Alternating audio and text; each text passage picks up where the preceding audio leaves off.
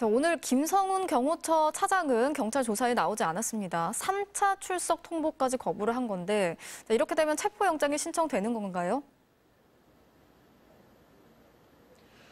네, 앞서 경찰은 오늘 오전 10시까지 김성훈 경호처 차장에게 경찰에 나와 조사를 받으라고 통보했습니다. 이번이 3차 조사 통보인데 수사에 불응한 겁니다.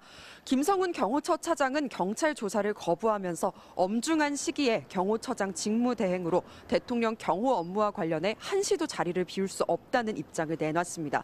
박종준 전 경호처장이 물러나면서 김성훈 경호처 차장이 직무대행을 맡게 됐는데요. 김 차장은 경호처 안에서도 강경파로 분류됩니다. 경호처가 김 차장 체제로 재편되면서 대통령 체포영장 집행 시 경호처와의 충돌이 더 격화할 수 있다는 예상도 나오고 있습니다.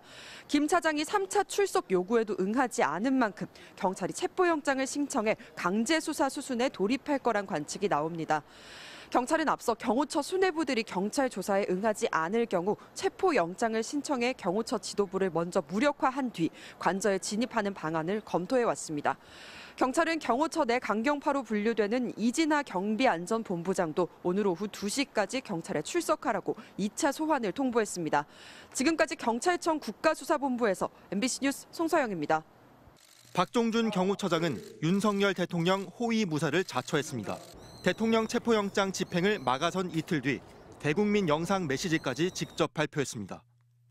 대통령 경호처가 응한다는 것은 대통령 경호를 포기하는 것이자 직무유기라고 판단하였습니다. 엄중한 시국에 한시도 자리를 비울 수 없다는 이유 등을 들어 소환 조사에 2차례나 불응했던 박 처장은 오늘은 경찰에 재발로 출석하면서 한껏 자세를 낮췄습니다.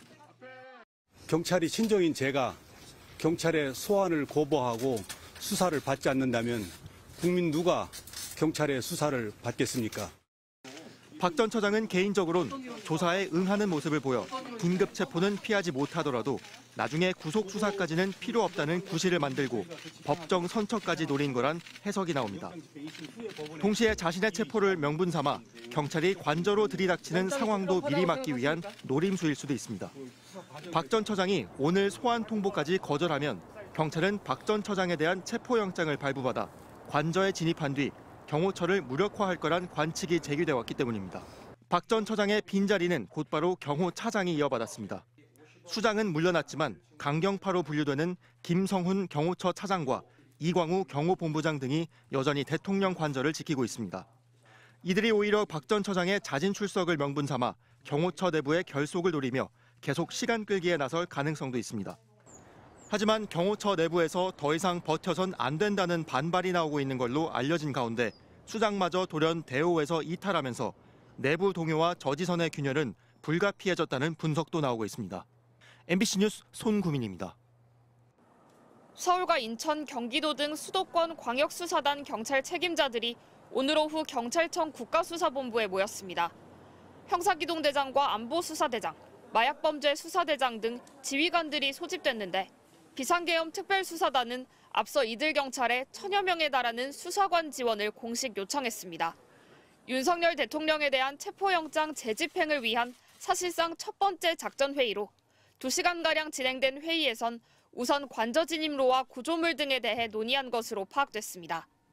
차벽을 세우고 철조망을 두른 경호처의 이른바 저지선을 뚫을 대책도 조율된 것으로 전해졌습니다. 다만 체포 시기와 진입 방식까지는 최종 확정하지 않은 것으로 전해졌습니다. 경찰 안팎에선 일단 박종준 전 경호처장의 경찰 조사를 마무리한 뒤 윤 대통령 체포에 나설 거라는 전망이 나오고 있습니다. 빠르면 일요일, 늦으면 월요일 정도. 그렇게 보세요? 체포영장이 발부된 시점, 그 경호처장과 그 경호차장의 체포영장이 발부가 되면 바로 실행을 하지 않을까 생각을 합니다. 경호처를 압도하는 인력을 투입하기로 한 만큼 1000여 명의 경찰이 즉시 이동할 수 있도록 비상 대기 중인 것으로 전해졌는데 관저 진입 시 수갑과 3단봉, 테이저건 등 진압 장비도 갖추기로 한 걸로 파악됐습니다.